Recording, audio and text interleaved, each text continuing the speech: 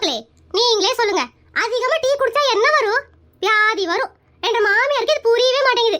அதிகமா டீ குடிச்சா டீல வரா, அதிகமா காபி குடிச்சா காபில வரா. இதெல்லாம் ஒரு பொழப்பா? என்ற மாமியார் காலையில 5 மணிக்கு எந்திரிச்சா ஒரு டைம் டீ குடிக்கும், அதுக்கப்புறம் 7 மணிக்கு, அதுக்கப்புறம் 9 மணிக்கு, அதுக்கப்புறம் 11 மணிக்கு, இப்படி 2 மணி நேரத்துக்கு கேப்ல டீ குடிக்கும். இதுல இட்லி, தோசை, சோறு இது வேற, பத்தாதுக்கு ஜூஸ் இதெல்லாமே உள்ள போயிட்டு இருக்கு. இத்தனையும் சாப்பிட்டுட்டு இன்னும் ஸ்லிம்மா தான் இருக்கு. சரி, விஷயத்துக்கு வர கேளுங்க.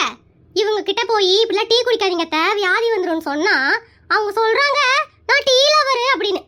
இதுக்கு பேரு டீ லவர் இல்லைங்க, சைக்கோ, டீ சைக்கோ.